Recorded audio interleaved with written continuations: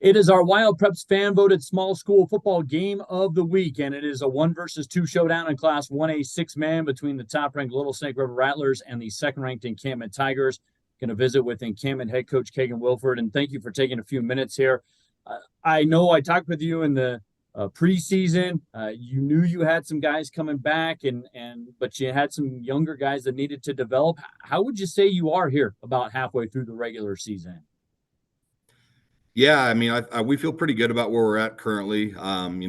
It's been a great year so far. We've had a lot of positive successes out there, and we definitely have some experience, coming back as we kind of talked about in the preseason, which has really helped us immensely. I mean, we have 6 or 7 guys that have played a ton of football with each other over the last couple of years, and they developed that brotherhood on and off the field, and so it's really been kind of shining through. But yeah, we have some freshmen and sophomores that have been playing a lot of minutes here, especially on defense, a little bit on offense as well. And it's great that some of those guys are able to step up and, give some of our older guys a break here and there. Cause, sometimes 6-man football, becomes a track meet some days. And it's nice to be able to, get some of those other guys who play a lot of minutes, a little bit of a breather.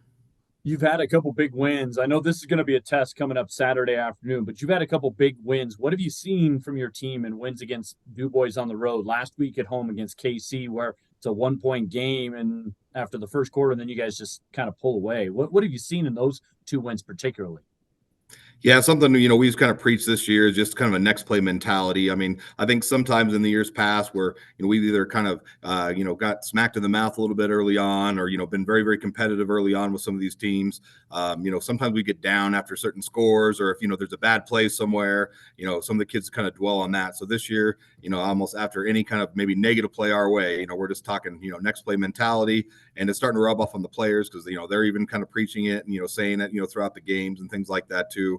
And so I think it's really been something the team's really bought in on this year, of trying to not get too down on themselves in some of those big moments. And it's easy to kind of blow teams out in the first or second quarter, but like I said, if you got teams that are scoring with you, which happens pretty often, in the first quarter, you just got to kind of stay the course. And like I said, it's that next play mentality, and a lot of that comes through the leadership of our upperclassmen. Again, they've done an excellent job of like I said, buying into that, and with that, the younger kids do as well. Has there been anything that's been kind of a pleasant surprise that you weren't expecting, Kagan? I think again, you're just never sure. The depth is always a concern in 6-man football because not all the time are you going to get 20, 30 kids out. Very rarely you see that, and so depth's always a concern. But so, like I said, some of our younger classmen, have really stepped up this year to kind of play some major minutes off and on. Have been a huge surprise for us. So. They are the measuring stick in 6-man right now. That's your county rival, Little Snake River. What are you seeing when you see Coach Cobb's squad right now? Oh, just like always. I mean, they're super well coached, and they never make a lot of mistakes, and so they're really never going to beat themselves. So you definitely have to be prepared for that. Just always they have good athletes coming to that valley all the time. They also have good numbers as well. I mean, they're up around 20 kids again this season, so that's one of the biggest in 6-man, and just being on a roll again. I mean, they've won 25, 26 games in a row, something like that now. So that's a very impressive winning streak, and it's hard to deny that if you're not losing for a couple of years there. And like you said, every team's been pretty much chasing them for the last couple of years, and they're always a tough opponent to face, whether it's at home when we're playing here, or away where we're heading this weekend. So what is a game like this when you've got two good teams? What does it come down to for your group? What are you kind of stressing to your guys without giving away your game plan here? Yeah, a lot of it this week is obviously limiting our mistakes. We worked a lot on that the last couple of weeks, whether it's turnovers, we're still being plagued by those a little bit too much, I think, in our games this season, and then just penalties as well. I mean, because we can get a big run for a touchdown or something like that. If it's getting called back, I mean, that kind of hurts, and then you're kind of behind the sticks after that moment, and behind schedule and your downs. And so it's something we've really been trying to preach this week. And then I think just playing our brand of football, sometimes I think you get into these big games and you want to try to change your game plan, so maybe the other team doesn't really see, or, see what's coming or whatever. But I think sometimes we just have to concentrate more on, what got us here in the first place.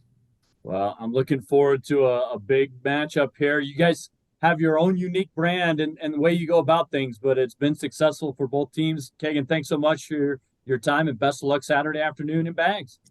Thanks, David. I appreciate it. We continue to talk about the WyoPreps fan voted small school game of the week for football. It's a 1 versus 2 showdown as we head to Bags on Saturday afternoon, and it's number 2 Encampment at top ranked Little Snake River. And visiting with Jack Cobb, the head coach, and you and I are getting used to these visits. It's been a few coaches like that. I think you have the most this season now. But talk a little bit about, since I last talked to you, what have you seen in your football team the last couple of weeks? I think a lot of improvement, and that's what you want to see. Early in the season, you're trying to figure out pieces and stuff and making mistakes. And we've just seen a steady improvement each week. We've gotten tested in different ways by each team. Each team's tried to do different things against us. So it's been fun to kind of watch film and see where we are out of step or coaches have misalignments or whatever it is and fix it, and then the next week see if it worked. And to this point in the season, I'm very happy where we are. We don't play perfect at all, but we've grown a lot, and that's what we needed to do. And the boys know we're still making mistakes, but we still got to get better too. Do you feel like you got maybe a little cushion in terms of the room for mistakes with this group right now? Not with what's coming this week. I mean, we do have some depth, and that helps us a little bit. But I know, honestly, I mean, we lost a lot of talent last year and we had to rebuild. And so we did have to plug in new pieces, and the boys have done great. And I think, we're not resting on anything. I mean, we're 5-0 and, number one, but that doesn't mean anything to anybody. Maybe some people look at that, but to us, it means nothing. We just have the next game that we got to get ready for, and it just so happens this week's a big one for us. Seth Maxon obviously has played well for you. I think you probably include Bridger Cousins, a few other guys. Who are maybe some of the guys that don't get the recognition that are playing well for you right now here midseason, Jack? It starts up front with Isaiah Scalberg. I mean, he just is a rock inside. I mean, he's been my starting center for 4 years now. And, I would love to put him someplace else, but he's just too valuable right there. And then he's moved over to the defensive side and played a lot more this year on the defensive side. And honestly, he's really stepped up and really became a force inside for us. Our line has kind of been a shuffling act. I've had 4 different kids kind of on the line. That kind of gives us that extra depth that we needed, and they've kind of started in different games. Seth and Bridger, by far, I mean, they've shocked me how good both of them have become at running backs without any, they didn't get many carries last year, and Seth could have. I mean, Seth, I've known for 3 years. He's a starting running back quality kid. He came out of 8th grade. I knew he's that good, but he was behind Hadley and Conadise and just didn't get an opportunity. And he never complained. He stayed on the line, and he was a 3-year starter on the line for me. Him and Isaiah started as freshmen, and so they've all just stepped up. Hervé Marquez, he's really stepped in. He's a junior. My quarterback, I can't say enough about Mason Jones. He's filled that void when we needed it filled, and he's done very well this year. And another junior that just had to step in there and take over a tough position, and he's done very well. So really, I mean, Seth is kind of getting the limelight because he's gotten more carries and more scores and more yardage maybe, but Bridge is right there. And then the rest of them are just filling right into where we need everybody to be. And it's a fun team because we are so even talented across the board. So it's fun. Here comes the rival, good old Encampment. You guys know each other well. What do you see when you see Kegan's bunch and Quade Jordan and Caven Pickett and Ryan Miller in that group? It starts with them seniors, and they've been around for all 4 years. When Quade came out of 8th grade, I mean, he was just a beast, as a freshman.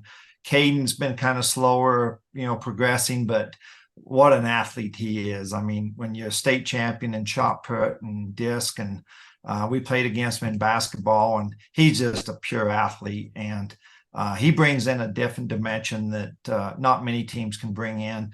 Ryan, know them very well and know the family. He's just a tough ranch kid, and you know, think highly of that whole bunch. And then they have a Silford kid that his bigger brother was graduated last year, and now he's filling in. I think the Gilbert kid, Drain's youngest boy, he's really jumping in there as a freshman and running the ball very well for him, and adds a little different dimension than what Craig does. And so, you know, they're legit, and they're playing very well. I mean, all you got to do is just look a little bit of film and look at them scores and what they did at DuBois a couple of weeks ago, and then with KC last week.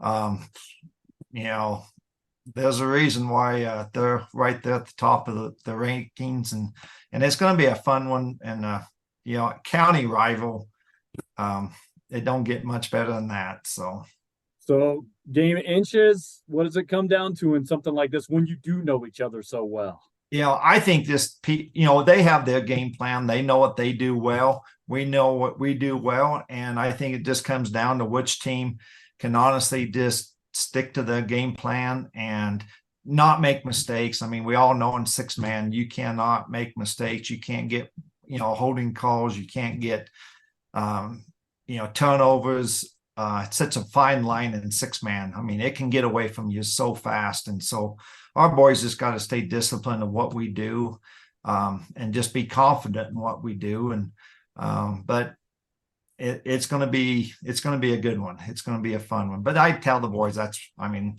it's not supposed to be easy. Nothing's easy in life. And, you know, you got to show up and you got to battle, and we'll find out Saturday, which one comes out on top. Jack, always a pleasure. Best of luck at home on Saturday. We'll see you Saturday afternoon. Appreciate it. Thanks, David.